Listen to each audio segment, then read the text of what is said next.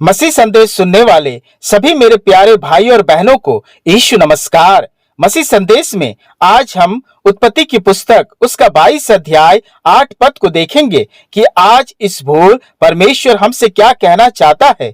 उत्पत्ति की पुस्तक उसका 22 अध्याय 8 पद। अब्राहम ने कहा, हे मेरे पुत्र, परमेश्वर होम बलि की भेड़ का उपाय आप ही करेगा। और वे दोनों संग संग आगे चलते गए। मेरे प्रियो, जब परमेश्वर ने अब्राहम को अपने लिए बुलाया, उस वक्त अब्राहम और उसकी पत्नी सारा का कोई पुत्र नहीं था और दोनों काफी बूढ़े हो चले थे। अब्राहम का सेवक इलियाजर जो दमिश्कवासी था, उसकी सेवा करता था।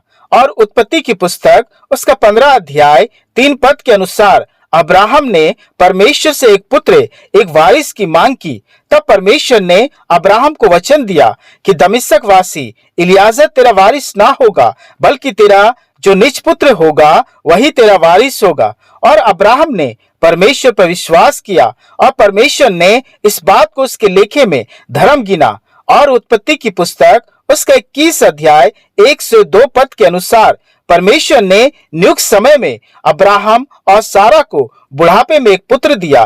पर मेरे प्रियो, उत्पत्ति उसका 22 अध्याय 2 पद के अनुसार परमेश्वर ने आश्चर्यजनक रूप से अब्राहम से उसका पुत्र अर्थात इकलौते पुत्र को अपने होम बलि के लिए मांग लिया। उत्पत्ति की पुस्तक उसका 22 अध्याय 2 पद। परमेश्वर ने कहा, अपने पुत्र को अर्थात इकलौते पुत्र इसहाक को, जिससे प्रेम रखता है, संग लेकर मोरिया देश में चला जा और वहां उसके एक पहाड़ के ऊपर जो मैं तुझे बताऊंगा होम बलि करके चढ़ा। मेरे प्रियो, जरा सोचिए, एक पिता का हृदय उस वक्त कैसा महसूस किया होगा।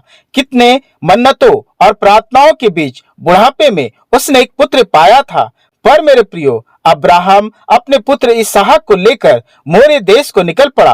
रास्ते में जब इसहाक ने देखा कि होम बलि के लिए कोई पशु नहीं, तो उसने अपने पिता अब्राहम से पूछा, पिताजी, होम बलि के लिए भेड़ कहाँ है? और अब्राहम ने अपने पुत्र से कहा कि हे मेरे पुत्र, परमेश्वर होम बलि की भेड़ का उपाय आप ही करेगा।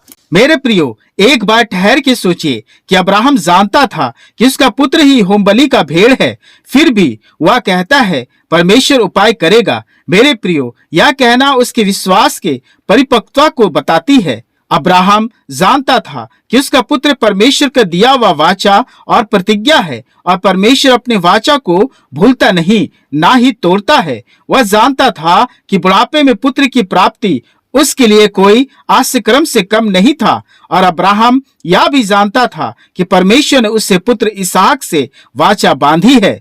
उत्पत्ति की पुस्तक उसका 15 अध्याय 4 से 5 पद। तब यहोवा का यह वचन उसके पास पहुंचा, या तेरा वारिस ना होगा, तेरा जो निज पुत्र होगा वही तेरा वारिस होगा। और उसने बाहर ले जाकर कहा, आकाश की ओर दृष्टि करके तारागण को गिन, क्या तू उसको गिन सकता है? फिर उसने उससे कहा, तेरा वंश भी ऐसा ही होगा। और अब्राहम यह भी जानता था कि परमेश्वर ने ही उसके पुत्र का नाम रखा था। उत्पत्ति की पुस्तक उसका 17 अध्याय 19 पद। तब परमेश्वर ने कहा, निश्चय तेरी पत्नी सारा के तुझसे एक पुत्र उत्पन्न होगा और तू उसका नाम इसहाक रखना, और मैं उसके साथ ऐसी वाचा बांधूंगा जो उसके पश्चात उसके वंश के लिए युग युग की वाचा होगी। मेरे प्रियो, अब्राहम कितने समय से परमेश्वर के साथ चलता आ रहा था। उसका विश्वास परिपक्वता के चरम पर था और वह जान चुका था कि परमेश्वर ने जिसे दिया उसे कैसे छीन सकता है, मार सकता है। इसलिए अब्राहम अपने पुत्र इसहाक से कहता है कि परमेश्वर उपाय करेगा। और वह जानता था कि अगर परमेश्वर उसके पुत्र को ले भी ले तो भी फिर से जिला सकता है। इब्रानियों की पत्री उसका 11 अध्याय 18 से 19 पद। और जिससे यह कहा गया था, इसहाक तेरा वंश कहलाएगा, वही अपने इकलौते को चढ़ाने लगा, क्योंकि उसने मान लिया कि परमेश्वर सामर्थी है कि उसे मरे हुओं में से जिलाए। मेरे प्रियो, अब्राहम ने सीखा था कि परमेश्वर विश्वास योग्य है। इसलिए उत्पत्ति उसका 22 अध्याय 14 पद में वह यहोवा को विश्वास की परिपक्वता में एक नाम देता है, यहोवा ईरे। इसका अर्थ है यहोवा उपाय करेगा।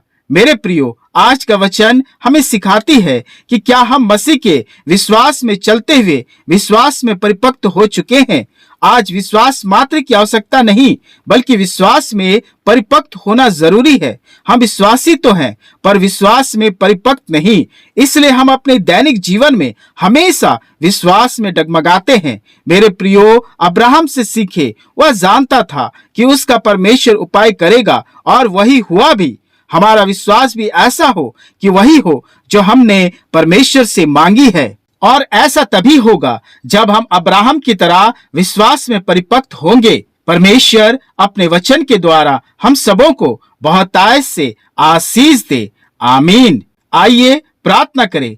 हे सर्वशक्तिमान परमेश्वर, इस भोर हम तेरा धन्यवाद करते हैं कि तेरी भलाई और करुणा की सामर्थ से हमने आज के इस दिन को पाया है।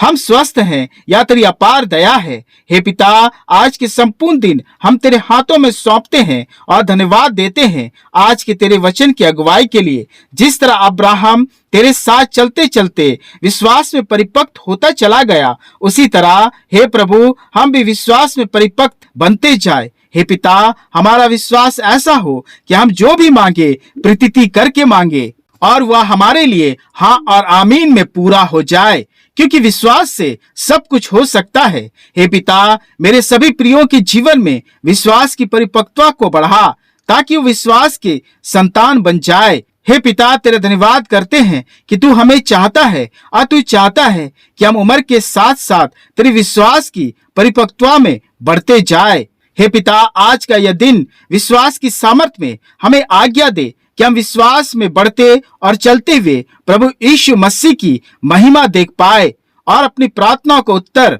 प्राप्त कर पाए। हे पिता, तेरा धन्यवाद करते हुए इस प्रार्थना को हमारे उद्धारकर्ता प्रभु यीशु मसीह के नाम से मांगते हैं। सुनिए और ग्रहण कीजिए। आमीन, आमीन।